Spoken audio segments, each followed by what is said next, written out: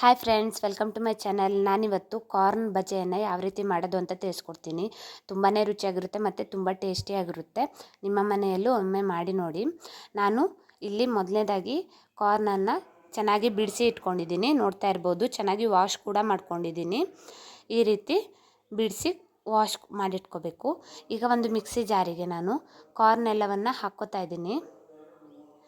ಇದನ್ನು ಚೆನ್ನಾಗಿ ಪೇಸ್ಟ್ ಮಾಡ್ಕೋಬೇಕು, ತರಿಯಾದ ಪೇಸ್ಟನ್ನು ಮಾಡ್ಕೋಬೇಕು. ಅದನ್ನು ಈಗ ಒಂದು ಬೌಲ್ಗೆ ಹಾಕ್ಕೋತಾ ಇದ್ದೀನಿ.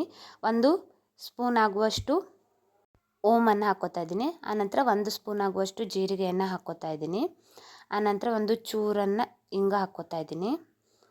ಆನಂತರ ರುಚಿಗೆ ತಕ್ಕಷ್ಟು ಉಪ್ಪನ್ನು ಹಾಕ್ಕೋತಾ ಇದ್ದೀನಿ. ಹಾಗೆ ನಾನು ಕಡಲೆ ಹಿಟ್ಟನ್ನು ಹಾಕ್ಕೊಂಡು ಒಂದು ಬೇಕಾದಷ್ಟು ಪ್ರಮಾಣದಲ್ಲಿ ಕಡಲೆ ಹಿಟ್ಟನ್ನು ಹಾಕ್ಕೋತಾ ಇದ್ದೀನಿ. 1 ಸ್ಪೂನ್ ಆಗುವಷ್ಟು ರವೆಯನ್ನು ಹಾಕ್ಕೋತಾ ಇದ್ದೀನಿ. 1.5 ಸ್ಪೂನ್ ಆಗುವಷ್ಟು ಅಚ್ಚ ಖಾರದ ಪುಡಿಯನ್ನು ಹಾಕ್ಕೋತಾ ಇದ್ದೀನಿ. ನೋಡಿ, ಈ ರೀತಿಯಾಗಿ ಈರುಳ್ಳಿಯನ್ನು ಹೆಚ್ಚಿ ಇಟ್ಕೊಂಡಿದ್ದೀನಿ. ನೋಡ್ತಾ ಇರ್ಬೋದು, ಈ ರೀತಿ ಈರುಳ್ಳಿಯನ್ನು ಕೂಡ ಇದಕ್ಕೆ ಹಾಕ್ಕೋತಾ ಇದ್ದೀನಿ. ಇದನ್ನು ಚೆನ್ನಾಗಿ ಮಿಕ್ಸ್ ಮಾಡ್ಕೋಬೇಕು. ಸ್ವಲ್ಪ ಕೂಡ ನೀರನ್ನು ಹಾಕ್ಕೋಬಾರ್ದು. ಕಾರ್ನನ್ನು ನಾವು ಪೇಸ್ಟ್ ಥರ ಮಾಡ್ಕೊಂಡಿರೋದ್ರಿಂದ ಅದೇ ನೀರು ರೀತಿ ಆಗುತ್ತೆ. ನೋಡ್ತಾ ಇರ್ಬೋದು, ಈ ರೀತಿ ಚೆನ್ನಾಗಿ ಮಿಕ್ಸ್ ಮಾಡಬೇಕು. ಈಗ ಒಂದು ಬಾಣಲೆಗೆ ಎಣ್ಣೆಯನ್ನು ಹಾಕ್ಕೊಂಡು ಅದು ಕಾದ ನಂತರ ಈ ರೀತಿ ಚಿಕ್ಕ ಚಿಕ್ಕ ಪೀಸ್ಗಳಾಗಿ ಬೀಳಬೇಕು.